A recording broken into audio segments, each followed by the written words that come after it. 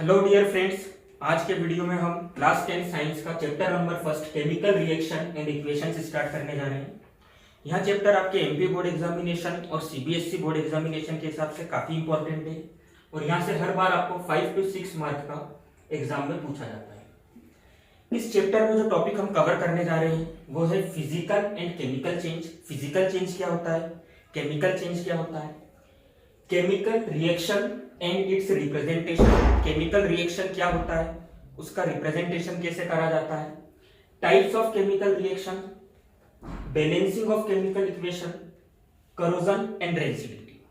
तो आज का जो हमारा वीडियो होगा वो शुरू के 3 टॉपिक के ऊपर बेस्ड होगा। So my name is Raj Borasi and this is your channel fearless study. So start करते हैं फिजिकल चेंज से। फिजिकल चेंज क्या होता है, तो फिजिकल चेंज समझने के लिए हम एक बेसिक सा एक्सपेरिमेंट करते हैं। आप सभी ने अपने घरों में आइस क्यूब देखा होगा,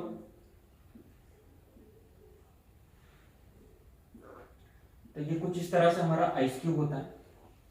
अच्छा, जब ये आइस क्यूब फ्रिज में रखा रहता है तो ये कौन सी स्टेट में होता है, सॉलिड स्टेट में। अच्छा, अगर मैं अभी आपसे पूछता हूं कि इसका कंपोजिशन क्या है, मतलब ये किन किन चीजों से मिलकर बना है, तो आप बोलोगे सर बर्फ है, पानी से बना है, मतलब इसका कंपोजिशन H2O होना चाहिए। तो हाँ, इसका कंपोजिशन होता है H2, 2 एटम हाइड्रोजन के, 1 एटम ऑक्सीजन का। अच्छा, अब हमने क्या करा, इस बर्फ को निकालकर कुछ समय के लिए एक बीकर में रखा। जब हम इस आइस को बीकर में रखेंगे तो क्या होगा, with the passage of time, time के साथ साथ ये क्या होना चालू करेगा, मेल्ट होना चालू करेगा और ये कौन सी स्टेट में आ जाएगा, लिक्विड स्टेट में।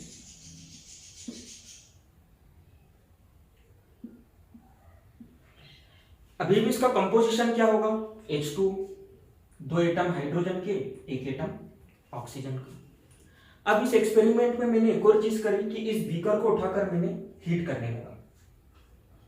तो इस बीकर के अंदर हमारा वाटर है और इसको हम हीट करने लगे। जैसे हम इसे हीट करेंगे तो क्या बनने लगेगी, वाटर वेपर। वाटर वेपर बनेगी और ये लिक्विड स्टेट से कौन सी स्टेट में आ गया, गैसियस स्टेट में। अगर अब मैं आपसे पूछता हूं कि इसका कंपोजिशन क्या है, तो आप क्या बोलोगे, H2O, मतलब 2 एटम हाइड्रोजन के और 1 एटम ऑक्सीजन का। तो ये जो चेंज हुआ है इसके अंदर कुछ चीजें देखने वाली। सबसे पहली चीज, इसके अंदर कंपोजिशन एक बार भी चेंज नहीं हुआ है, हर बार कंपोजिशन क्या रहा, H2, मतलब कंपोजिशन में कोई भी चेंज नहीं आएगा। सेकेंड चीज क्या हो रही है, ये जो चेंज है वो रिवर्सिबल नेचर का है। रिवर्सिबल नेचर मतलब उसको वापस से हम पलट सकते हैं। अभी ये गैसियस स्टेट में है, टेम्परेचर कम करने पर ये वापस लिक्विड स्टेट में आ जाएगा और टेम्परेचर कम करने पर ये कैसा हो जाएगा, सॉलिड स्टेट में आ जाएगा। तो ऐसी चेंजेस को हम बोलते हैं फिजिकल चेंज। तो फिजिकल चेंज की डेफिनेशन हो जाएगी, those changes in which composition of a substance remains unchanged. ऐसे चेंज जिसमें सब्सटेंस का कंपोजिशन में कोई भी चेंज नहीं आता है। अच्छा, फिजिकल चेंज की प्रॉपर्टी क्या हो जाएगी, it is reversible in nature. ये नेचर में कैसा है, रिवर्सिबल है। सेकेंड प्रॉपर्टी क्या हो जाएगी, no new substance is found, कोई भी नया सब्सटेंस नहीं बना। फॉर एग्जाम्पल H2O की जगह कभी भी ऐसा नहीं हुआ कि H2O2 बन गया हो। ठीक है, तो इस तरह से होने वाले चेंजेस को हम फिजिकल चेंज कहेंगे। Now let's see chemical change. Chemical change क्या होता है, तो केमिकल चेंज को हम एग्जाम्पल की हेल्प से समझते हैं, जो कि होगा हमारा burning of coal. Burning of coal या वुड। जब आप घर में लकड़ी को बर्न करते हो, वुड को जलाते हो, तो क्या होता है, धुआं निकलता है और वुड किस में चेंज हो जाती है, एश में। तो अगर मेरे पास ये वुड है,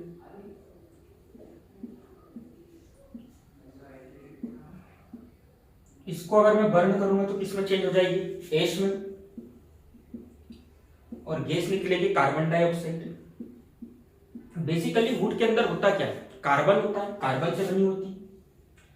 तो ये कार्बन है और ऑक्सीजन की प्रेजेंस में हमने इसको क्या कराया, हीट कराया। तो बना क्या हमारे पास में, कार्बन डाइऑक्साइड। तो देखो यहां पर कंपोजिशन, पहले कार्बन एक अलग कंपोजिशन था, ऑक्सीजन एटमॉस्फेयर में प्रेजेंट था, ये दोनों आपस में इंटरेक्ट करे और कंपोजिशन चेंज होकर बन गया कार्बन डाइऑक्साइड गैस। तो इस चेंज में हमने क्या सीखा कि कंपोजिशन चेंज हुआ है।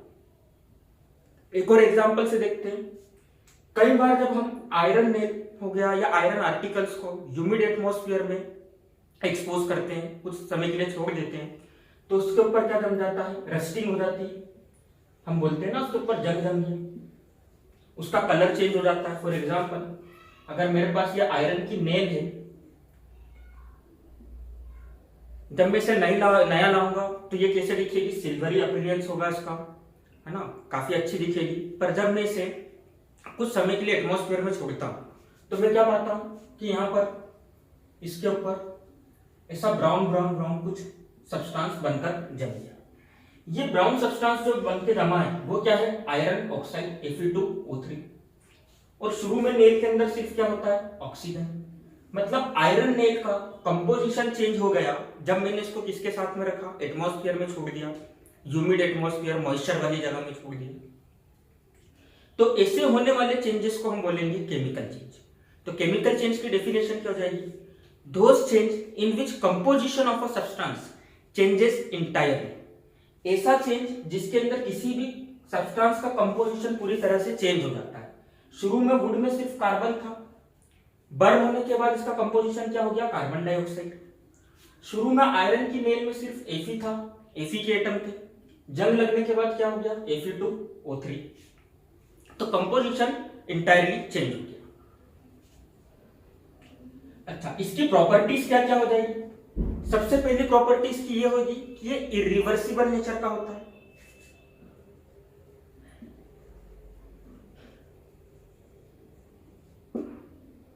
Irreversible in nature. Second property जो इसकी होगी वो क्या होगी कि इसके अंदर नया सब्सटेंस बना, कार्बन से बन गया कार्बन डाइऑक्साइड, Fe से बन गया Fe2O3। So new substance is form. तो ये था हमारा केमिकल चेंज। तो अब हम देखते हैं केमिकल रिएक्शंस क्या होता है। जब दो या दो से ज्यादा सब्सटेंसेस आपस में इंटरेक्ट करके कुछ नया सब्सटेंस बनाते हैं तो उसी प्रोसेस को हम केमिकल रिएक्शंस बोलते हैं। So in other words chemical reaction is basically chemical change.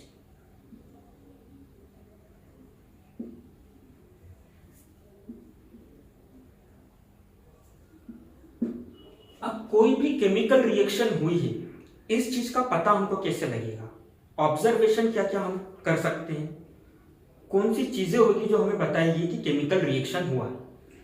तो उसके लिए जब भी आप सब्सटेंसेस के इंटरेक्शन को ऑब्जर्व करोगे तो आपको कुछ चीजें, बेसिक चीजें दिखेगी, जैसे change in colour,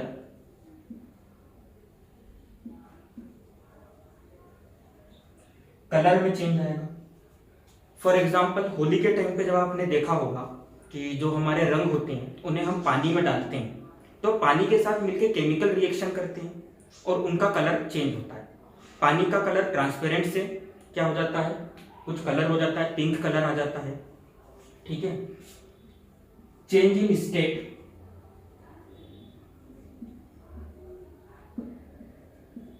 change in state for example इसके लिए हम देख सकते हैं वाटर का बनना नेचर में। तो नेचर में वाटर कैसे बनता है, हाइड्रोजन और ऑक्सीजन दोनों गैसेस नेचर के होते हैं। पर जब टेम्परेचर और प्रेशर की कंडीशंस पर ये कंबाइन होते हैं, इनका इंटरेक्शन होता है तो ये क्या बनाते हैं, H2O, जो कि क्या होता है, लिक्विड। तो देखो यहाँ पे गैसियस स्टेट से ये कौन सी स्टेट में आ गया, लिक्विड स्टेट में आ गया। तो इस तरह से भी हमें पता चलता है कि केमिकल रिएक्शन हुआ है। फिर चेंज इन टेम्परेचर,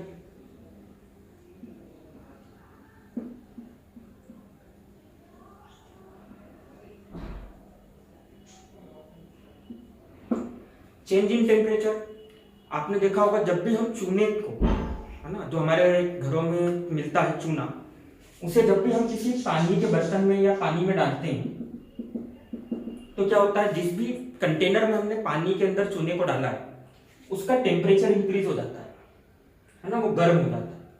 तो वहां पर भी क्या होगा, चूना और पानी ने मिलकर क्या कर रही है, केमिकल रिएक्शन कर रही है। ठीक, नेक्स्ट इवोल्यूशन ऑफ गैस।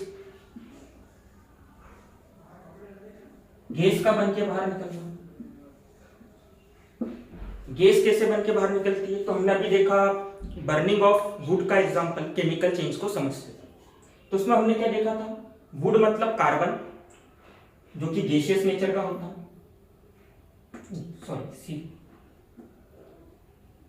चलेगा, कंटिन्यू हो जाएगा। वुड मतलब कार्बन जो कि सॉलिड होता है। ठीक है, ये किसके साथ में कंबाइन होता है, ऑक्सीजन के साथ में, और जब हीट होता है तो क्या बनाता है, कार्बन डाइऑक्साइड जो कि गैस होती है। ठीक, तो यहाँ पे सॉलिड, गैस और क्या बना, गैस। तो देखो यहाँ पे स्टेट भी चेंज हुई, सॉलिड से क्या बन गया, गैस बन गया। ठीक है, और जब भी फाइनली क्या हो, रिएक्शन कंप्लीट होने के बाद गैस बन के बाहर कौन निकला, कार्बन डाइऑक्साइड गैस के फॉर्म में बाहर निकला। तो ये कुछ ऑब्जर्वेशंस होती है जिनको देखकर हम बता सकते हैं कि हाँ केमिकल रिएक्शन हुआ। तो अब हम देखते हैं representation of chemical reaction. Chemical reaction को हम कैसे रिप्रेजेंट करते हैं, उसको लिखने का तरीका क्या होता है। तो अभी हमने थोड़ी देर पहले देखा कि केमिकल रिएक्शन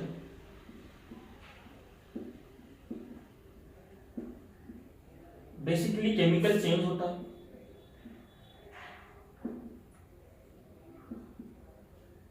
अब केमिकल चेंज की कहानी में दो चीजें, जब भी केमिकल चेंज होता है तो एक नया चीज बनता है, नया सब्सटेंस बनता है। तो जो न्यू सब्सटेंस बनता है उसको हम बोलेंगे प्रोडक्ट। जो नया सब्सटेंस बनेगा उसे हम बोलेंगे प्रोडक्ट, और उसे हम लिखेंगे राइट हैंड साइड। और जो पुराने सब्सटेंसेस के इंटरेक्शन की वजह से केमिकल चेंज आया है उसे हम क्या बोलेंगे, रिएक्टेंट। ठीक है, सब्सटेंस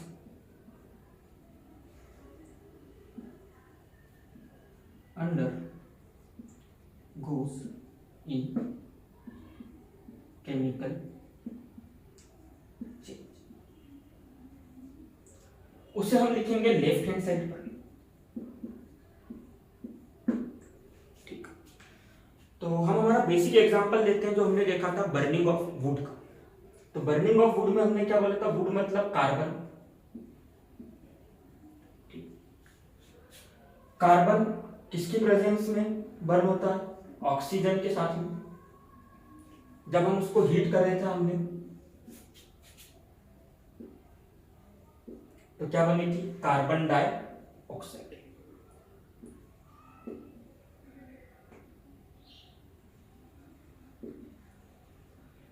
ठीक है, तो अभी के लिए हम देखते हैं कि कार्बन और ऑक्सीजन कंबाइन हुए और बनाया कार्बन डाइऑक्साइड।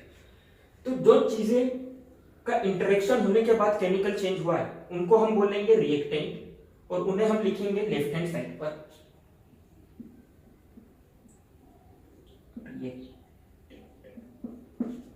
जो नया सब्सटेंस बना है उसको हम बोलेंगे प्रोडक्ट। तो ये हमारा प्रोडक्ट होगा और ये हमारा होगा रिएक्टेंट। जब दो या दो से ज्यादा रिएक्टेंट होते हैं तो रिएक्टेंट के बीच में हम प्लस का साइन लगाते हैं कि दोनों आपस में मिले हैं और फिर केमिकल चेंज हुआ है। और रिएक्टेंट से प्रोडक्ट बनने वाली जो चीज है उसको दिखाने के लिए हम शो करते हैं एक एरो से कि ये दोनों रिएक्टेंट आपस में मिले और उन्होंने मिलकर ये प्रोडक्ट बनाया। कार्बन और ऑक्सीजन कंबाइन हुए और उन्होंने ये प्रोडक्ट बनाया कार्बन डाइऑक्साइड। कैसे बनाया, जब हमने उसे हीट कर। अच्छा, तो ये तरीका जो इक्वेशन को लिखने का था, ये तरीका थोड़ा मतलब हमको वर्ड्स के फॉर्म में लिखना पड़ रहा है और थोड़ा बड़ा भी है। तो इस तरीके को इजी करने के लिए हमने क्या करा, नया रिप्रेजेंटेशन चालू करा जिसमें हम एलिमेंट्स के नाम ना लिखते हुए उनका सिंबल ड्रॉ करेंगे।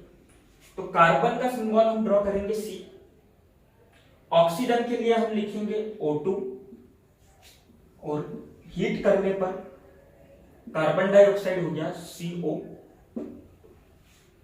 तो ये तरीका होता है किसी भी केमिकल रिएक्शन को रिप्रेजेंट करने का। जैसे हम देखते हैं हाइड्रोजन और ऑक्सीजन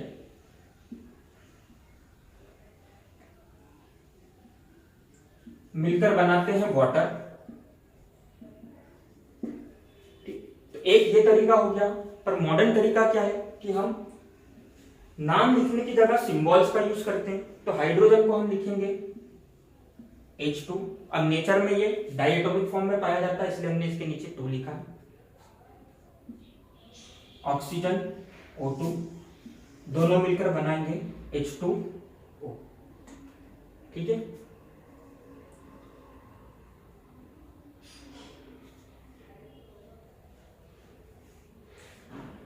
तो ये तरीका है केमिकल इक्वेशन को रिप्रेजेंट करने का, लिखने का। और यहां पर हम मैटर की स्टेट भी डिफाइन करेंगे।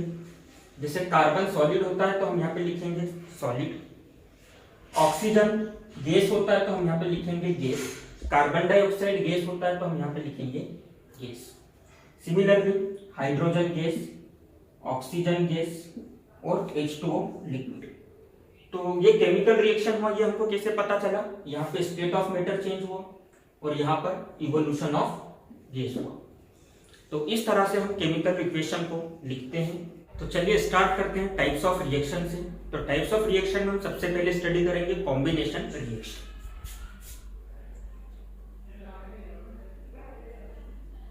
Combination reaction. तो कॉम्बिनेशन रिएक्शन क्या होता है? आप लोगों ने सुना होगा कॉम्बिनेशन। कॉम्बिनेशन मतलब क्या? जब हम 2 या 2 से ज्यादा चीजों को मिला के कोई एक सिंगल चीज बनाते हैं तो उसको हम क्या बोलते हैं? कॉम्बिनेशन। जैसे ड्रेस क्या होता है? शर्ट और पैंट का कॉम्बिनेशन। वैसी कॉम्बिनेशन रिएक्शन भी क्या है? जब 2 या 2 से ज्यादा रिएक्टेंट मिलकर एक सिंगल प्रोडक्ट बनाते हैं तो उस रिएक्शन को हम कॉम्बिनेशन रिएक्शन बोलते हैं। तो मान लीजिए हमारे रिएक्टेंट है A और B, दोनों कंबाइन हुए और एक सिंगल प्रोडक्ट बनाया C। 2 से ज्यादा reactant A plus B plus C combine हुए और प्रोडक्ट बन गया ABC।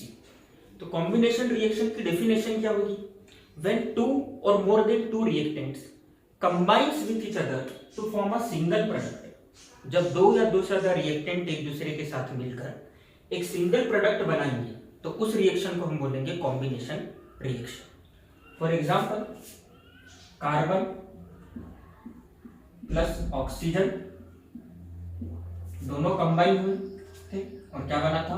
Carbon dioxide gas. Hydrogen plus chlorine, hydrogen भी गैस है, क्लोरीन भी गैस है, दोनों कंबाइन हुए और क्या बन गया? HCl hydrochloric acid. तो इस रिएक्शन को हम क्या बोलेंगे? Combination reaction. एक कॉम्बिनेशन रिएक्शन का एग्जांपल हम और लेते हैं CaO कैल्शियम ऑक्साइड, जिसको हम क्विक लाइम के नाम से भी जानते हैं। कॉमन लैंग्वेज में आप इसे चूना बोलते हैं। ठीक है। जब हम इसको पानी में डालते हैं, मतलब पानी के साथ में इसकी रिएक्शन कराते हैं, तो क्या होता है? कैल्शियम ऑक्साइड बनाता है कैल्शियम हाइड्रोक्साइड, जिसको हम स्लेक्ड लाइम के नाम से भी जानते हैं। और साथ में यहां पर एक और चीज होती है, हीट बाहर निकलती है। जिस भी कंटेनर में आपने ये रिएक्शन कराई है वो कंटेनर गर्म है। तो calcium oxide solid, liquid, aqueous. Aqueous मतलब लिक्विड के सॉल्यूशन में प्रेजेंट होगा। तो यहां पर क्या हो गया? हीट बाहर निकल गई। तो इस रिएक्शन की स्पेशलिटी क्या है कि ये कॉम्बिनेशन रिएक्शन का एग्जांपल भी और साथ में यहाँ पर हीट बाहर निकल रही है। हीट बाहर निकल रही है मतलब एनर्जी बाहर निकल रही है। तो कोई भी वो रिएक्शन जिसमें से एनर्जी बाहर निकले या हीट बाहर निकले, ऐसी रिएक्शन को हम बोलते हैं एक्सोथर्मिक रिएक्शन। कौन सी रिएक्शन बोलते हैं? Exothermic reaction. याद करने का तरीका बहुत सिंपल सा हो जाएगा। आप लोग जब भी मूवी देखने थिएटर्स जाते हो, ठीक है, तो थिएटर में मूवी देख के जब आप बाहर निकलते हो तो गेट के ऊपर क्या लिखा रहता है? एग्जिट। एग्जिट मतलब बाहर निकलना, ठीक। और थर्म वर्ड यहां पर बता रहा है हमको हीट एनर्जी। थर्म वर्ड क्या बता रहा है? थर्म का मतलब होता है हीट एनर्जी। तो एक्सोथर्मिक मतलब एग्जिट हो रही है हीट या एग्जिट हो रही है एनर्जी। तो कोई भी वो रिएक्शन जिसमें एनर्जी बाहर निकलती है उसको हम एक्सोथर्मिक रिएक्शन बोलेंगे। तो ये कॉम्बिनेशन रिएक्शन का भी एग्जांपल है और एक्सोथर्मिक रिएक्शन का भी एग्जांपल है। डेफिनेशन क्या हो जाएगी एक्सोथर्मिक रिएक्शन की? Reaction in which heat is evolve along with the formation of product. वो रिएक्शन जिसमें प्रोडक्ट के बनने के साथ साथ हीट बाहर निकल रही है या एनर्जी बाहर निकल रही है, ऐसी रिएक्शन को हम बोलेंगे एक्सोथर्मिक रिएक्शन। एक बेसिक सा एग्जांपल हम और देखेंगे। हम जो भी खाना खाते हैं जिसके अंदर कार्बोहाइड्रेट्स होता है, जैसे पोटैटोज हो गया, है ना, तो वो किसके अंदर कन्वर्ट होता है? हमारी बॉडी में ग्लूकोज के फॉर्म में। तो ग्लूकोज क्या होता है? C6H12O6, है ना, ये हमारी बॉडी में ग्लूकोज के फॉर्म में कन्वर्ट होता है। और जब हम रेस्पिरेशन के टाइम पे इनहेल करते हैं तो हम क्या इनहेल करते हैं? Oxygen gas.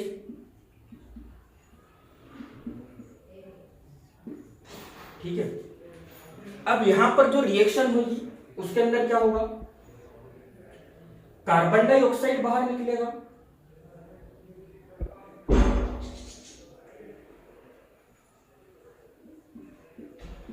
साथ में वाटर बाहर निकलेगा और निकलेगी हीट एनर्जी।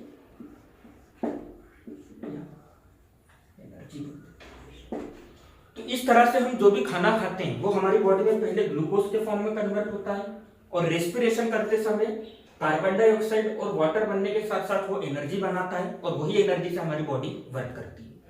तो ये बेसिक एग्जांपल हो गया आपका एक्सोथर्मिक रिएक्शन का। सो टाइप्स ऑफ रिएक्शन में अगला रिएक्शन जो हम डिस्कस करेंगे वो होगा डिकम्पोजिशन रिएक्शन।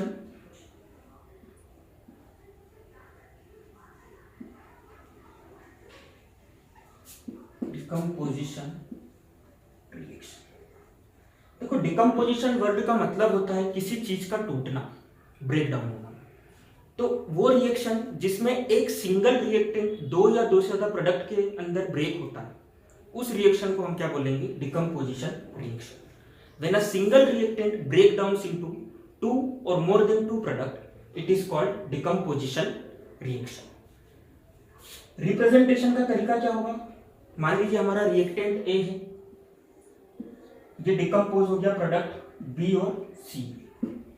अब किसी भी चीज को अगर हमको ब्रेक करना है तो हमको क्या देना रहता है? एनर्जी।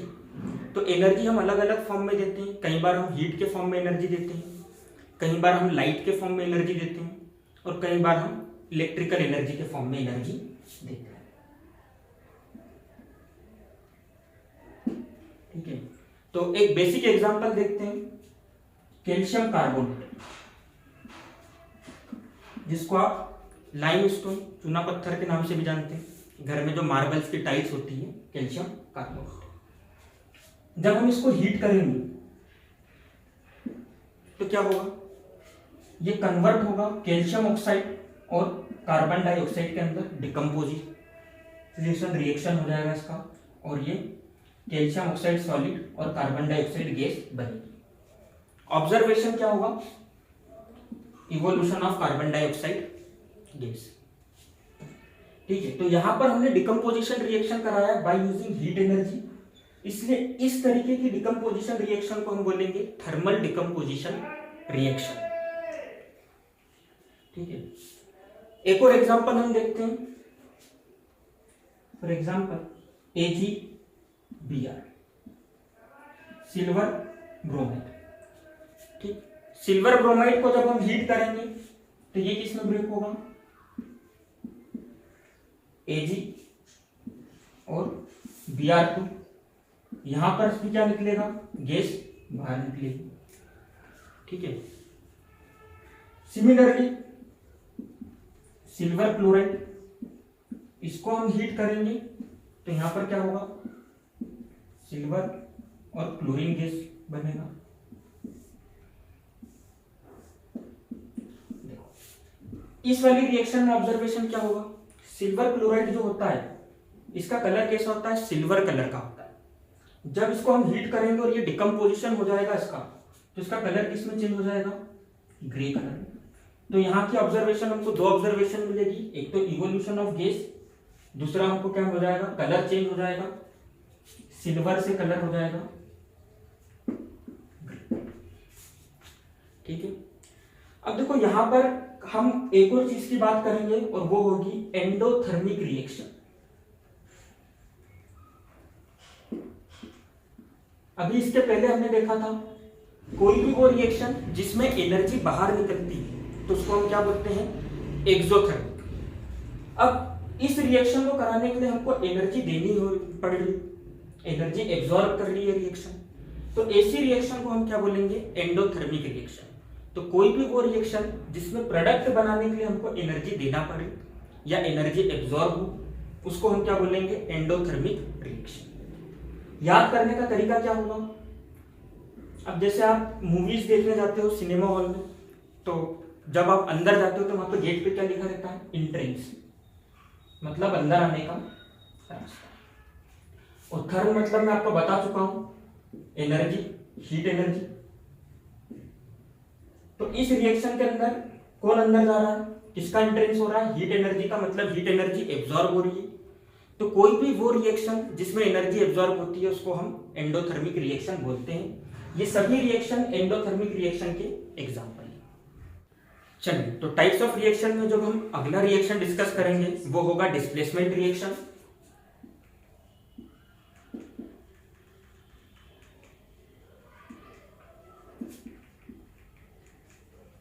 तो डिस्प्लेसमेंट वर्ड का मतलब ही होता है किसी चीज का जगह से हट जाना या किसी चीज को जगह से हटा देना।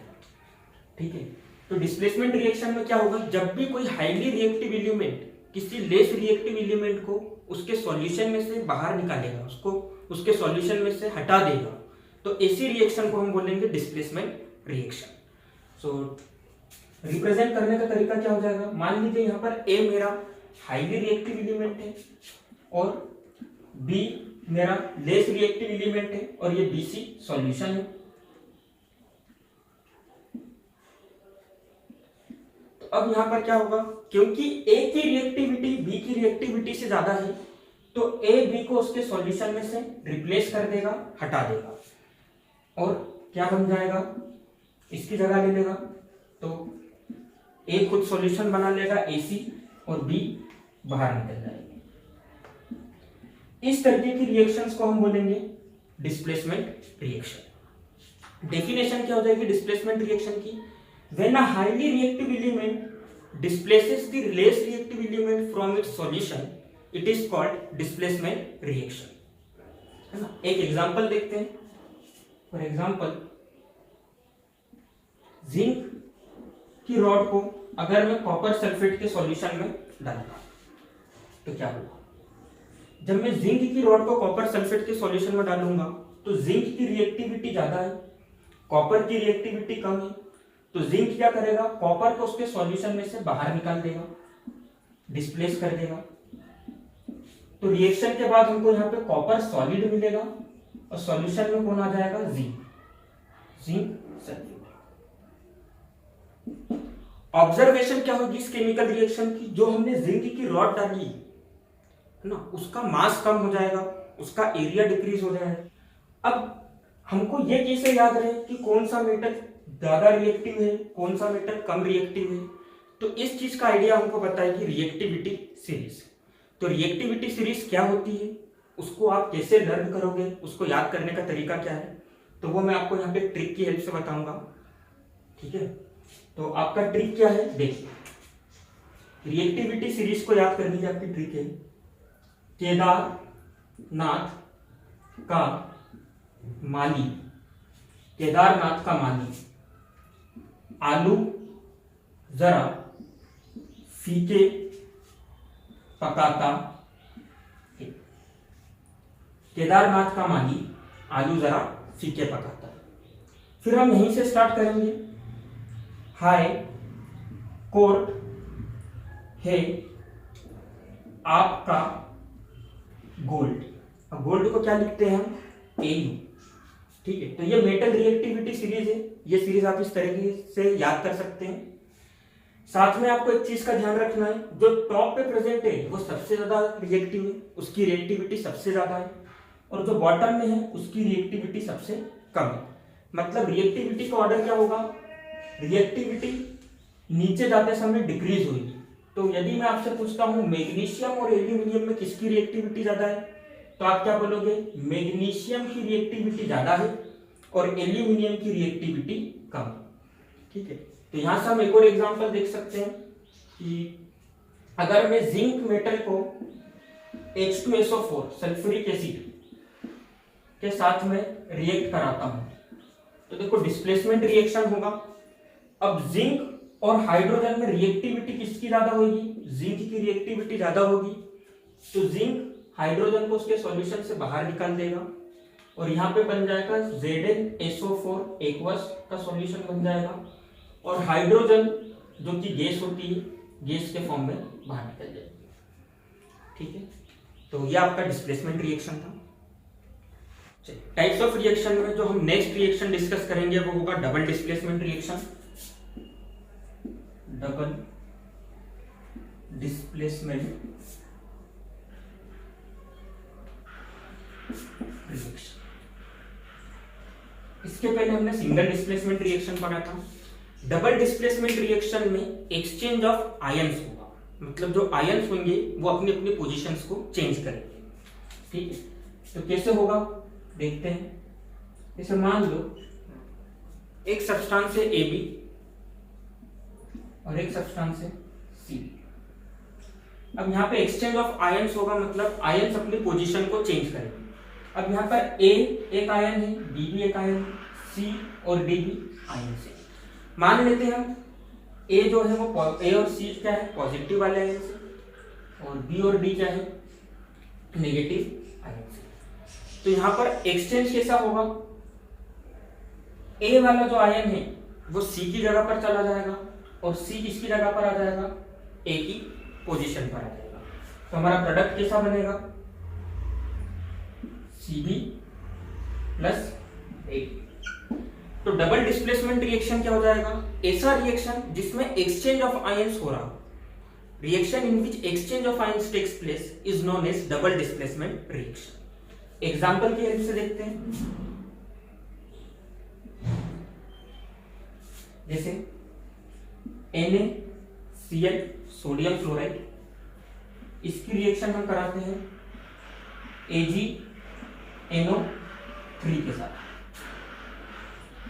तो अब यहां पर क्या होगा, डबल डिस्प्लेसमेंट रिएक्शन होगा। तो यहां पर पॉजिटिव वाले आयंस की हम बात करते हैं Na और Ag, ये दोनों अपनी जगह इंटरचेंज करेंगे।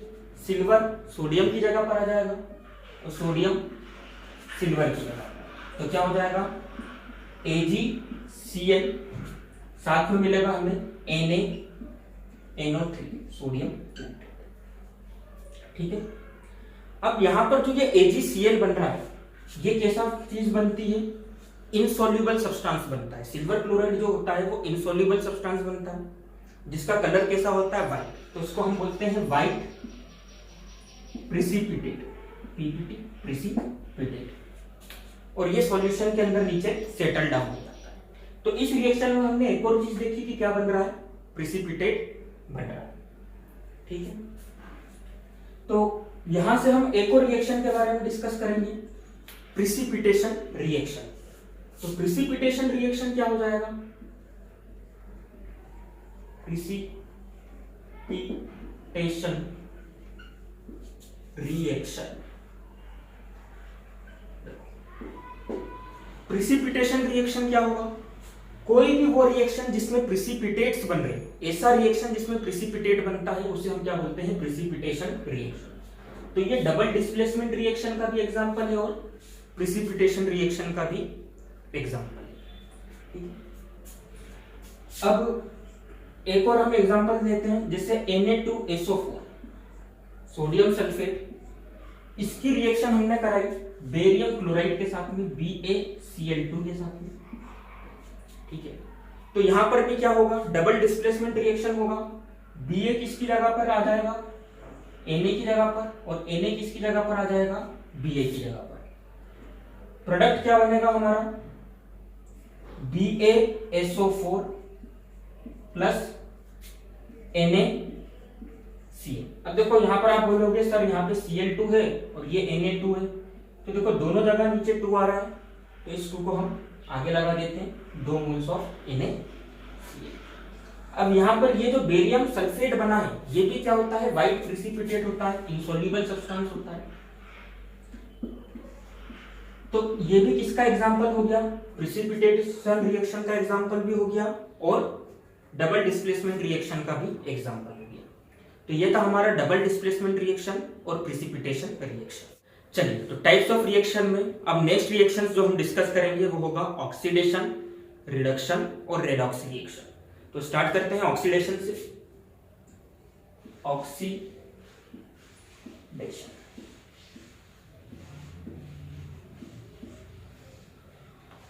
ऑक्सीडेशन क्या होता है देखते हैं। तो ऑक्सीडेशन रिएक्शन क्या होता है, आप लोगों ने देखा होगा कि जब भी हम किसी आयरन आर्टिकल को घर के बाहर ह्यूमिड एटमॉस्फेयर में छोड़ते हैं तो वो ऑक्सीजन के साथ में रिएक्ट करके क्या करता है, उसके ऊपर एक नए सब्सटेंस की लेयर चढ़ जाती है, जिसको हम क्या बोलते हैं, रस्टिंग ऑफ आयरन हो गया।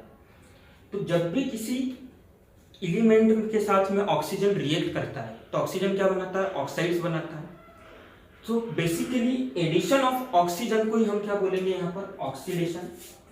तो ऑक्सीडेशन का मतलब होगा एडिशन ऑफ ऑक्सीजन, ऑक्सीजन का एडिशन, या फिर रिमूवल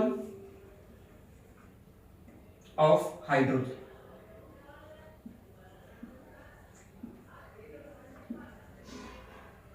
मतलब ऑक्सीडेशन का सिंपल सा मतलब क्या होगा, ऑक्सीजन का ऐड होना और हाइड्रोजन का क्या होना, रिमूव होना, है ना। Addition of oxygen and removal of hydrogen. Example के लिए हम देखते हैं, कॉपर ऑक्सीजन के साथ में रिएक्ट करता है और क्या बनाता है, कॉपर ऑक्साइड, ठीक है। अब कॉपर आप लोगों ने देखा होगा घर के अंदर जो हमारा इलेक्ट्रिसिटी वायर होता है, ठीक है, वो कॉपर होता है और हमारे आसपास एटमॉस्फेयर में ऑक्सीजन होता है, ठीक है। तो जब हम इलेक्ट्रिसिटी वायर को हीट करते हैं, ठीक है, तो हीट करते हैं तो उसका कलर कैसा चेंज हो जाता है, ब्लैक कलर में चेंज हो जाता है। क्यों चेंज हो जाता है ब्लैक कलर में, देखो कॉपर का कलर एक्चुअली कैसा होता है, ब्राउन कलर का। आपने कॉपर वायर देखा होगा, है ना, इंसुलेशन के अंदर वाला हिस्सा ब्राउन कलर का होता है। जब हम उसे हीट करते हैं तो वो कैसा हो जाता है, ब्लैक कलर का। क्यों, क्योंकि वो ऑक्सीजन के साथ में रिएक्ट कर क्या हो गया, उसका ऑक्सीडेशन।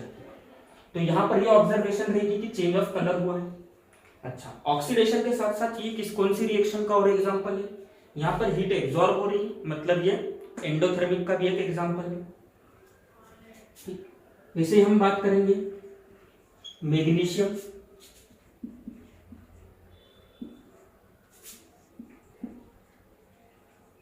ठीक है। मैग्नीशियम को हम हीट करेंगे तो भी क्या बनेगा, मैग्नीशियम ऑक्साइड। तो यहां पर भी क्या हुआ, देखो मैग्नीशियम यहां पर अकेला था और यहां पर ऑक्सीजन इससे आके साथ में जुड़ गया, एडिशन ऑफ ऑक्सीजन हुआ। यहां पे कॉपर अकेला था, यहां पे कॉपर इसके साथ में आके जुड़ गया।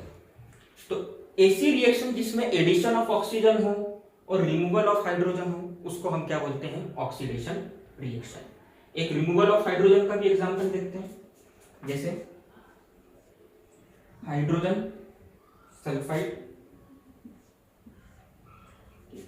प्लस क्लोरीन गैस, जब ये आपस में रिएक्ट करेगी तो क्या होगा, HCl बनेगा और साथ में सल्फर बनेगा। तो यहाँ पे देखने वाली चीज ये है कि देखो सल्फर को देखो यहाँ पर, ठीक है, सल्फर का क्या हुआ है, सल्फर के पास पहले हाइड्रोजन था और यहाँ पर सल्फर के पास में हाइड्रोजन नहीं है, मतलब सल्फर के पास से हाइड्रोजन रिमूव हुआ है। तो वो रिएक्शन जिसके अंदर रिमूवल ऑफ हाइड्रोजन हो, मतलब हाइड्रोजन हट जाए, उसे हम क्या बोलते हैं, रिडक्शन। तो ये हमारा, ठीक है, वो रिएक्शन जिसमें हाइड्रोजन का रिमूवल हो उसको हम क्या बोलते हैं, ऑक्सीडेशन। ठीक है, तो यहां पर क्या हुआ है, रिमूवल ऑफ हाइड्रोजन हुआ है, तो ये हमारा ऑक्सीडेशन कंप्लीट हुआ। तो अब हम स्टार्ट करते हैं रिडक्शन।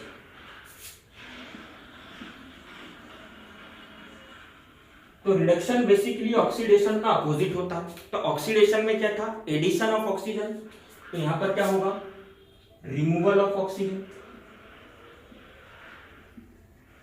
Removal of oxygen,